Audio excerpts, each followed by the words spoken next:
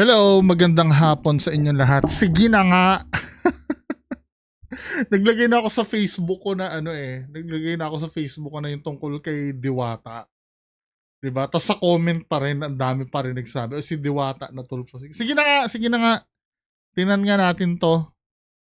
Sabi ko kahapon di ko na i-co-content pero sige. Total linggo naman ngayon medyo maglibang-libang lang tayo. So panoorin nga natin 'to tong kay Diwata na natulfo. So ito ay nung isang araw ba or nung isang araw.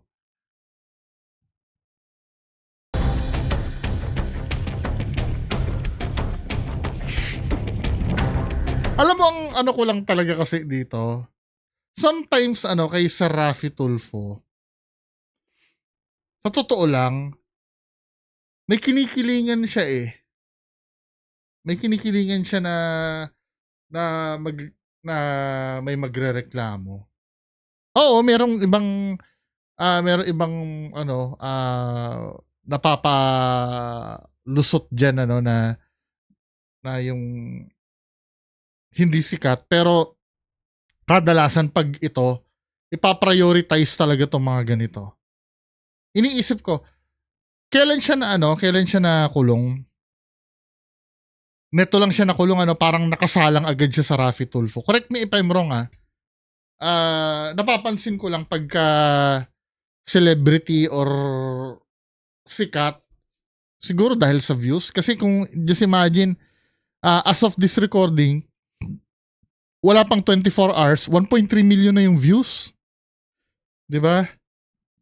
So, meron po kayong reklamo na kayo po ay nahuli at maliho yung pagkahuli sa inyo. Siyempre, siguro pwede din pwede natin isipin na sinalang niya si Diwata, maraming views.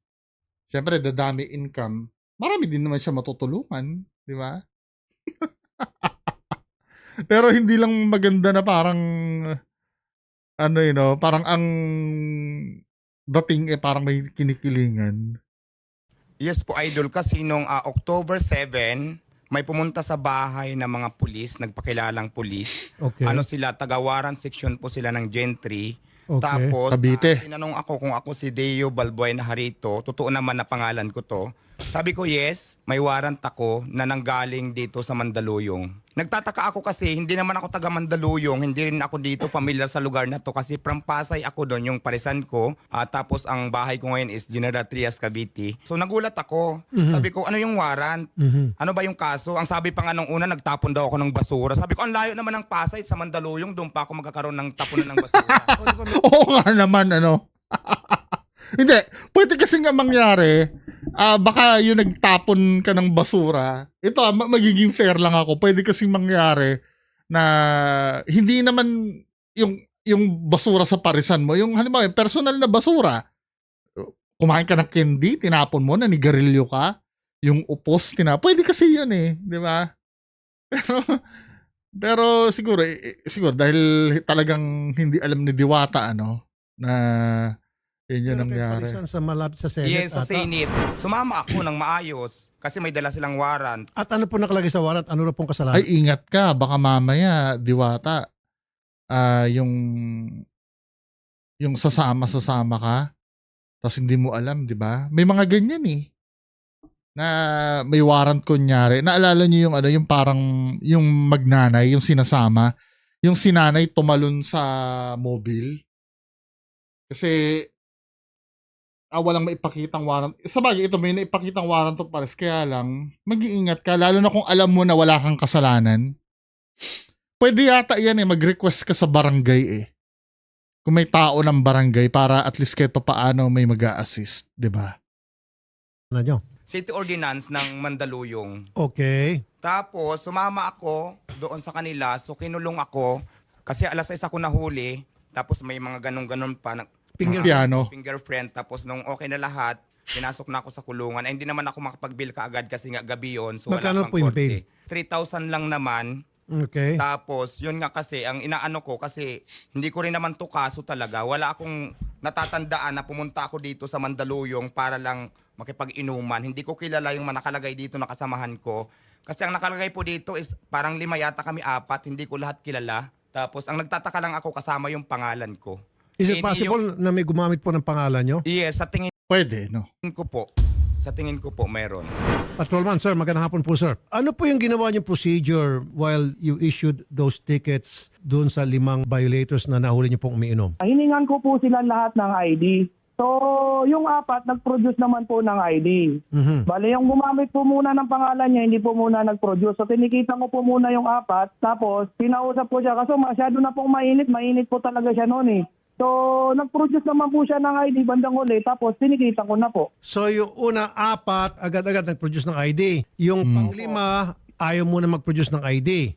Opo. And then doon, nagkainitan, nagkaroon discussion. In the end, nag-produce na rin siya. Opo. Yung Feeling ko ganito yan. Feeling ko ganito yung nangyari. Since pinapareact nyo ako, no? May theory ako. Maaring yung yung nahuli na pang-5 na yon ay kilala ni Diwata dati.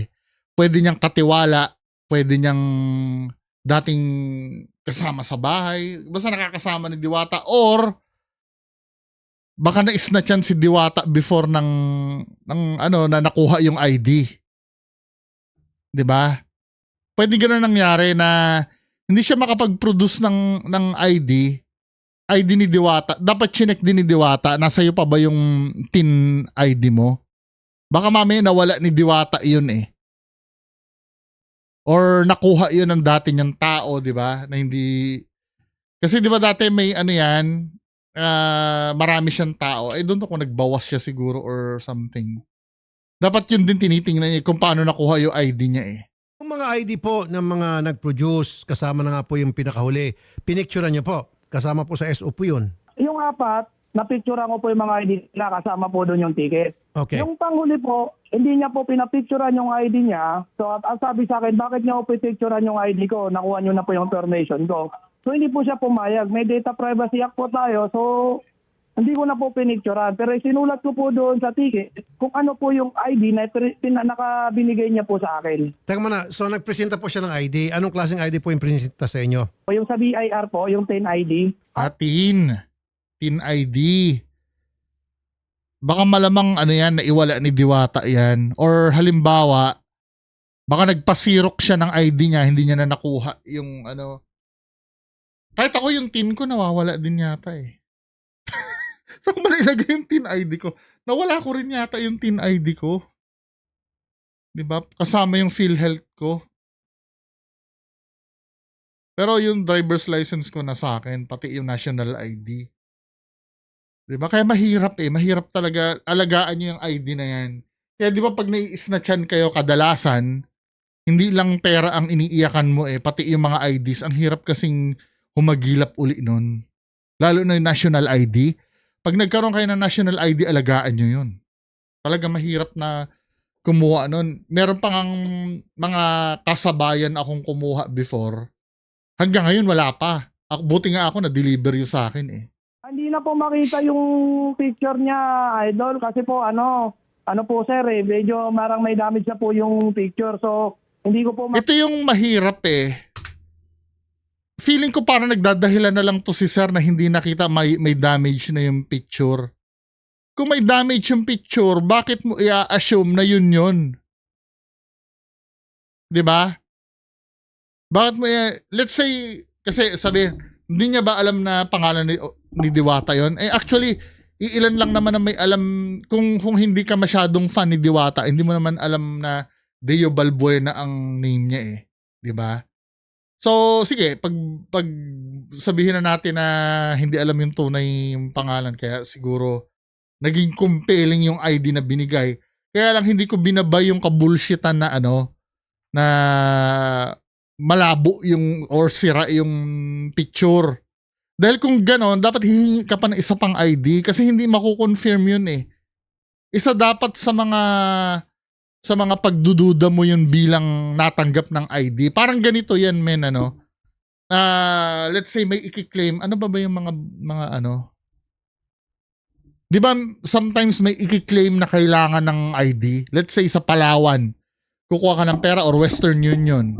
Papayag ka ba no na na medyo gula-gulanit yung picture nung ID, kabulshitan ito. Feeling ko, hindi niya talaga chinek yung ID. Binigay lang yung ID, sometimes ganun eh. Kinopya na lang yung information ng ID, sige. 'Di ba? Hindi binerify ito. Palusot na lang ito na medyo hindi nga maipakita ko na picture yung biruin mo yung iba na picturean tapos yung isa walang picture. Tapos nagdadahilan Data Privacy Act. 'Di ba? Teka muna, so nagpresenta po siya ng ID. Anong klaseng ID po yung presenta sa inyo? O yung sa BIR po, yung 10 ID, hindi na po makita yung picture niya, idol. Kasi po, ano po sir, medyo marang may damage na po yung picture. So, hindi ko po makita exactly kung Wala sino to. yung nasa picture. Pero nung tinanong ko po naman, May kapabayaan ito. Ako naniniwala naman ako lehitimo yung operation. Kaya lang, may kapabayaan doon sa part yung pagdating kay Diwata. Parang feeling ko may file sila niyan, feeling ko. Kaya lang, ayaw lang nilang ipakita dahil hindi nila masyadong in-inspection yung mga ID. Parang sinabi na lang na hindi na napicturan kasi kaduda-duda yun eh. Yung bandang kay Diwata lang hindi mo napicturan dahil nagrereklamo na. 'Di ba? Oo, siya daw po yun. Kilala niyo po si Diwata. I'm sure marami sa atin na kilala ko. Ako nakikilala ko siya kasi nakikita ko sa social media. Diwata Pares po, kilala ko po. Apo. So namumukha niyo po siya. Opo, namumukhaan ko naman po. So siya ba yung person na plug down nyo na nakikipag-inuman sa kalye na may kasamang apat? Hindi po. So inaamin mo na hindi si Diwata yun. Hindi po si Diwata yun, yung nandoon. Bakit si Diwata? Sabihin, malinaw. Hindi pala ikaw yung Diwata. May gumagamit ang pangalan mo.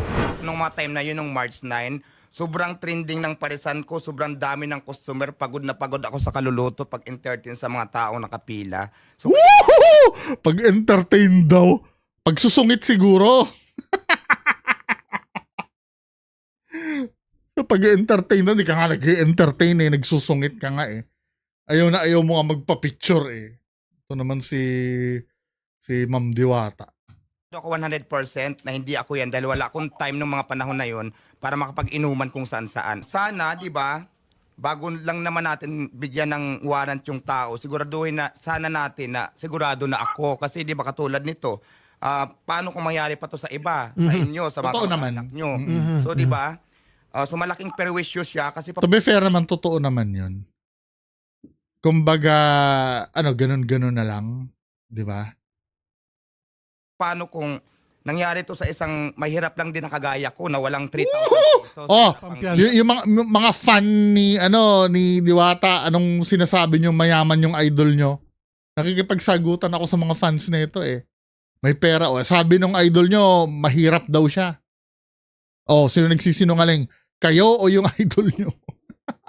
Na pangpiyansa. Eh di nabubulok ang sa bilangguan kung so mahirap yun. ka lang. So sana, dahil paano kung nangyari to sa isang mahirap lang din na kagaya ko na walang 3,000 Kagaya daw, mahirap daw na kagaya niya. pesos para Na pampiyansa. na pangpiyansa. Eh di nabubulok ang sa bilangguan kung mahirap ka lang. So sana, dahil dito, malinaw naman na hindi talaga to ako yung nakulong, ako yung nagbil sa korte, marami akong tao din na abala para ayusin, para makalabas ako.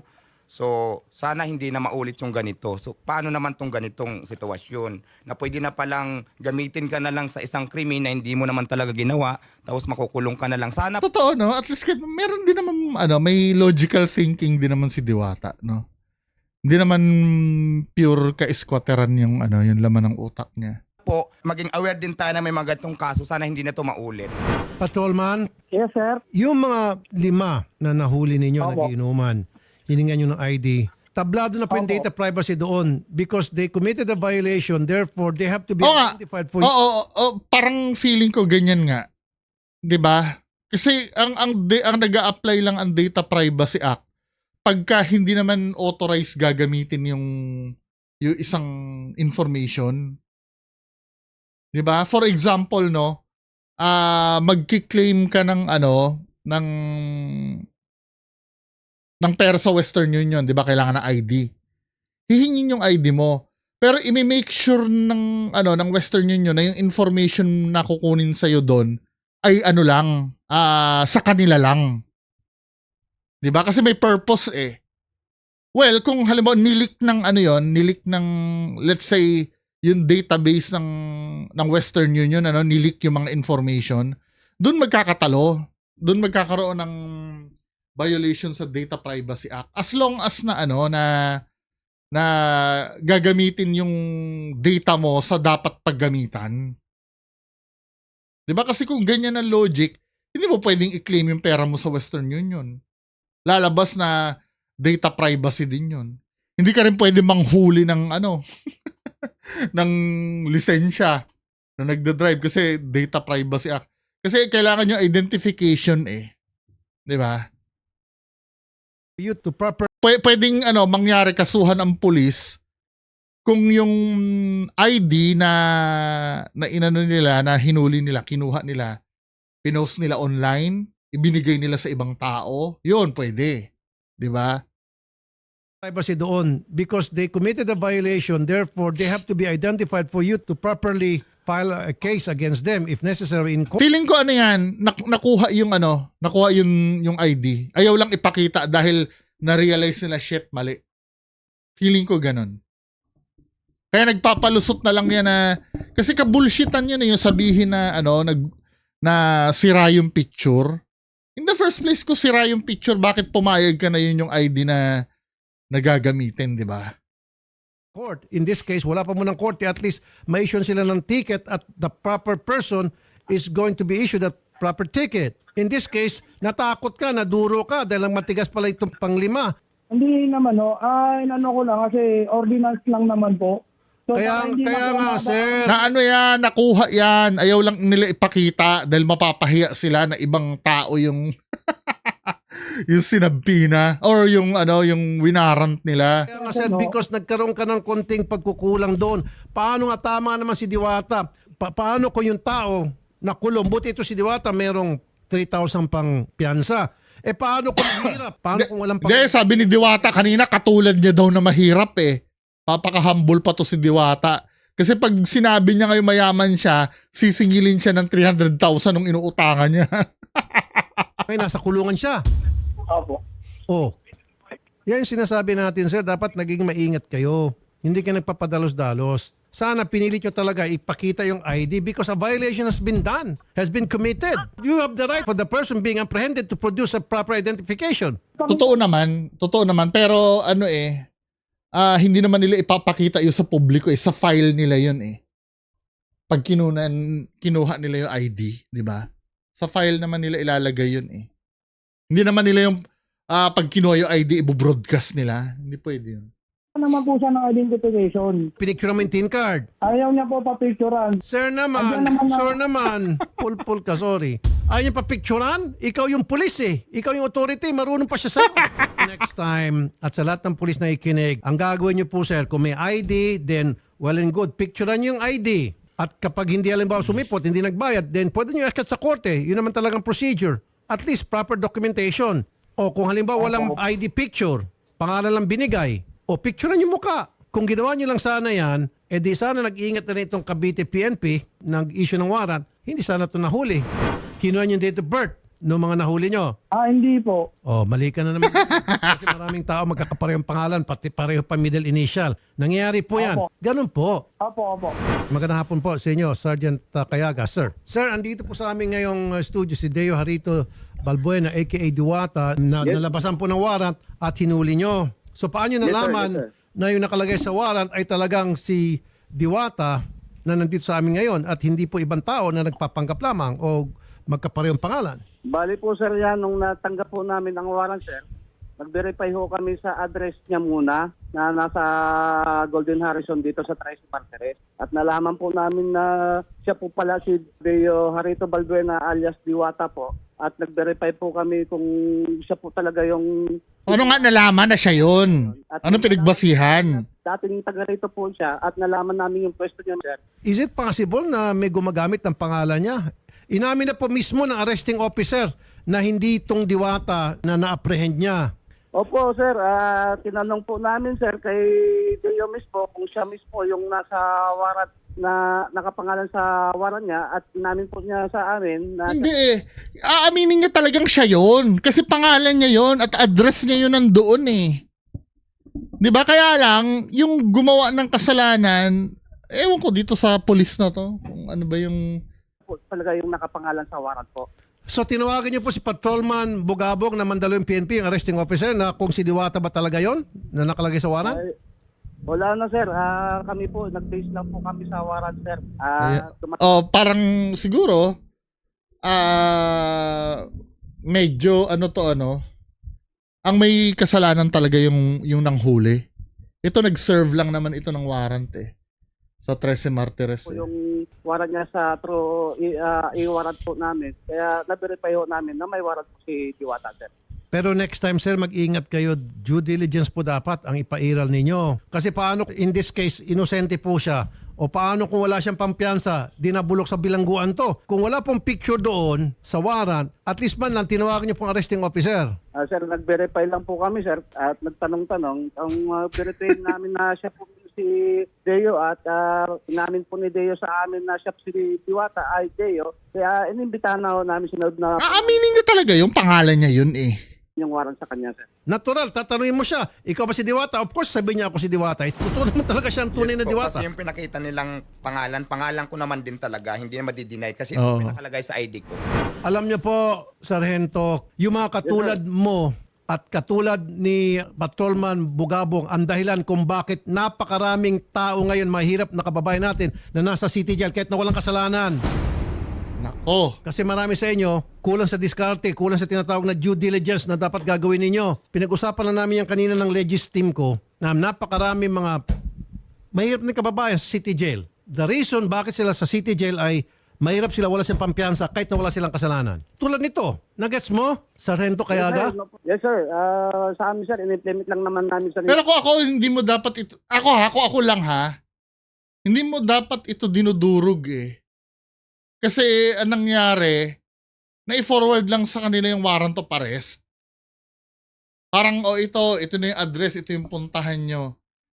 Kaya dapat talaga, pag may warrant of arrest, kung halimbawa, na-obtain yung ID, isamang i-stapler dun Or kung walang ID, dapat talaga, may paraan yan para ma-verify na siya yun Di ba? yung order ng korte sir. Ang may kasalanan dun yung talagang umaresto. Order nga ng korte, kaso nga sir, hindi kayo gumawa ng due diligence kung tawagin. Paulit-ulit kong sinasabing kanina pa. Di, Sir Tulfo, lalabas yung korte din, pulpul din. Kasi yung judge na pumirma doon, pulpul din. Kasi pinirmahan niya yung warrant of arrest Di ba judge ang pumipirma sa warrant of arrest? Pulpul din yung judge. Hindi, parang mali naman yung durugi ni Tulfo itong nag-serve ng warrant of arrest. Dapat yun lang talagang patrolman yung yung namumroblema, hindi ito. 'Di ba? Nakasalalay dito, magigiba ang buhay niya dahil sa katangahan nyo. Anong balak mo ngayon, Sir Diwata? Sir, ang plano ko sana, kung mayroon talagang gumamit, hanapin ko at idemanda ko to. Pero sana dito naman sa mga pulis natin, sana sa susunod, hindi na mangyari yung kagaya nitong sitwasyon. Kasi kawawa talaga yung mga taong nasa laylayan na hindi kaya mag-provide ng 3,000 pesos. Kasi ako, 3,000 yung bill ko, pero gumastos din talaga ako kasi nagbayad ako ng lawyer. Okay. Tapos yung mga taong nag-aayos ng papel, lahat yan may talent fee. Correct. So, paano kung wala ako Yung noon? piyansa doon, nag-ayos ng piyansa ninyo. Oo, yung nag-aayos ng piyansa. Okay. So, So hindi lang pala talaga yung 3,000 lang Madami din palang gastos, mababa lang yung fine niya, 3,000, pero more than 3,000 yung nagastos ko. Paano kung nangyari to sa walang kakayahan mag-provide ng 3,000 pesos? Diba? Sana na lang hindi natin maulit yung ganitong klaseng sitwasyon sa mga ibang, kung mangyari to sa kamag-anak nyo o sa mga kapatid nyo, siyempre hindi rin kayo ipapahaya. Attorney Very good si Diwata. Very good. Namin na po mismo ng arresting officer na yung nasa warrant at nahuli na Diwata ay hindi yung Diwata na naaresto niya. Malinaw na malinaw sa mga naging aksyon nitong si Patrolman. Wait. May abogado na pala si Sir Diwata. Bakit nag-complain pa kay Tulfo? So hindi kaya na itong abogado ni Diwata? Na merong pagkakamali Pwede na rin kasi at least kahit paano awareness din sa mga tao. yung kanyang manner of serving the said ordinance ticket to my particular client. Unang-una, kilala niya naman. Masabi ko lang po, Senator Idol, Yes, sir. nung mga panahon na yan, ginamit ho talaga ni Deo Balbuena sa kanyang COC, so kanyang pag-file ng kanyang Certificate of Candidacy, ang pangalang Deo Harito Balbuena. At pinagpepiyasahan ho sa social media yan, kaya hindi malabo ho na talagang kung merong manggagamit sa identity. Hindi attorney eh. Ang pinakita daw, TIN ID. I don't think na may kinalaman yun doon. Di umano daw, TIN ID yung pinakita. Hindi, feeling ko nawala yung ID niyan. At feeling ko, napicturan talaga ng pulis yun. Nahihiya na lang sila talagang i-admit na pulpul sila na hindi nila minatch yung itsura nung nasa picture. At pati ito si attorney, hindi rin ako naniniwala na kayo, kilala nyo bang lahat na Deo Balbuena ang tunay na pangalan nito? Kilala lang natin ito as Diwata eh. 'Di ba?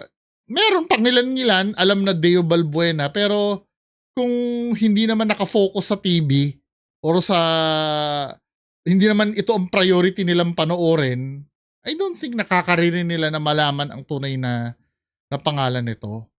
Feeling ko nawala ang ID nito or dati niyang tauhan nyo na kinuha yung ID niya at yun ang ginamit. Kasi late na nagbigay ng ID daw yung panglima eh. Deo Harito Balbuena ay madali nilang gagawin para makatakas sa kanilang kakulangan o sa kanilang mga violation sa ating mga batas. At sa pagkakataong ito, ordinance nga po ng Mandaluyong. At Senator Idol, mabanggit ko lang din po at gawa nung nasabi ni Deo kanina, yung pag-bail. Makorek ko lang din po dahil ako po ay nagpunta doon sa branch ng MTC doon sa Mandaluyong. Since ang Ordinance 628 Series of 2016 po, ang may penal provision pero for first offender, ang penalty lang ay dito ay 500 pesos. 500 piso lamang po at pagka may mga ganitong pagkakataon, sa 500 piso ay pwedeng makulong ka nang wala ka namang kasalanan. Kaya minarapat nga po ni Deo Balbuena na humingi ng tulong din sa inyo para malaman ng nakararami at sambayanan. Baka hindi lang ito nangyayari sa kanya. Baka marami pa. Totoo. Ayun po, Senator. Possible. Well, initially po, Senator, let's look at the Oo nga, no? Kung first offense yun, 500, dapat bayaran mo na agad yun, di ba? Kasi yan din ang tanong ko paano pag nahuli ka tapos hindi mo binayaran, ano mangyayari? Sabi nila magre-reflect daw yun sa NBI. Oo nga, totoo nga, laking abala, no? cause of it po, no? There was identity theft in this case. Especially kung gumamit ng kanyang pangalan, sabi nga ni attorney kanina, mula sa kanyang COC, this might be a violation po for Data Privacy Act, or kung computer-related naman itong identity theft, or anti-cybercrime law. So para po dun sa taong gumamit ng kanyang identity, yun po ang kanyang pwedeng isampa na kaso. Pagdating naman po sa ating kapulisan, pagka ganyan po, Senator, there's still a failure of positive identification. So I would argue that the warrant is still not valid po, Senator, because of course the warrant of arrest, it must be certain that the person to be arrested is the same person who committed the crime. So liable pa rin po ang ating kapulisan dyan po sa illegal arrest na kanilang ginawa under our revised penal code po. Sa next hearing natin, pag-usapan natin, Opo. magpasa tayong resolution and aid of legislation na magkaroon talaga ng thorough training ang mga pulis na na-assign sa warrant May bagong ano na naman si Serapi. section. Sa gayon, hindi na magkaroon ng padalos-dalos itong mga pulis na ito at panghuli ng mga inosenteng kapangalan lang. Yes po, Senator. Lalo na po sa kaso na to, no, it's very glaring. Si Mr. Balbuena is a public figure. He is very popular po, especially itong mga nakaraang taon at even now. So I find it hard to believe, Senator, na hindi po kilala ng ating kapulisan itong si Mr. Balbuena or better known as Diwata po. Sige, Attorney Garrett, i-hearing natin yan. Yes po. At hanapin natin yung mga dati nating kaso na kung saan nagkaroon mistaken identity. na nakukulong yung mga inosente at kapangalan lang. Nang sa ngayon, mag-ingat Yes po, na itong mga Senator. pulis natin. Sa ngayon, pwede siya magsampa ng kaso laban sa mga pulis, itong si Diwata? Yes po, Senator. Hanapin po natin kung Nako. sino po yung nag-apply ng warrant na yan. But regardless po, yung attempt to arrest Patay. Mr. Balbuena is already illegal arrest po yun, Senator. Naku, liable din pala yung yung nag-serve ng warrant, illegal arrest. Pinagtatanggol ko pa kanina. Gusto niyo pa magsampa ng kaso, sir? Sa akin siguro, sir, ang gusto ko talaga dito sampahan, yung gumamit ng pangalan ko, kung mahuhuli. Yung kapulisan natin, siguro sana yung panalangin ko lang, hindi na lang tumaulit sa iba kasi kawawa naman. Kung ako punta tanong niyo, sir, identity theft nga po yan. Mahirap natin hanapin yon. Apo. Kasi nga, walang picture. Nakawala na yun eh. Yung picture, tapos ginamit yung pangalan mo, tapos address and all. Mahirap na manapan yon. Unless kung may picture sa ating police, itong si Patrolman Bugat. Kung ako dyan kakasuhan yung pulis para sila yung mag-bargain bigyan ko kayo ng 30 days. Hanapin nyo yon, pag hindi nyo nahanap, kayong kakasuhan. Ganun sana. Pogi tong pulis eh. Baka si Diwata. Bugabong, Patrolman Bugabong, may picture ka para ipipaskil ko yung picture nito? No, yung fake na Diwata? Wala po akong picture niya, pero pag nakita ko po siya, ma-identify ko po ulit. Pag nakita sa susunod. Kaya next time, sir, Opo. gawin nyo na po yung tama. Staff Sergeant Rogie Cayaga, Chief Warrant Section, 13 Martires City, Cavite. Expect na kayo po yung mapatawag one of these days para sa mga hearing, okay? Sargento, Copy, sir. sir. No problem, sir. Thank you, sir. Sige po, sir. Ayusin natin. Pag nagkaroon ng hearing, sir, papatawag po namin kayo. Sige po. Salamat po sa inyong lahat. Magandang hapon po, sir. Okay na. So, yan lang ang ating pag-uusapan ngayong hapon. Magandang hapon sa inyong lahat. Bye-bye.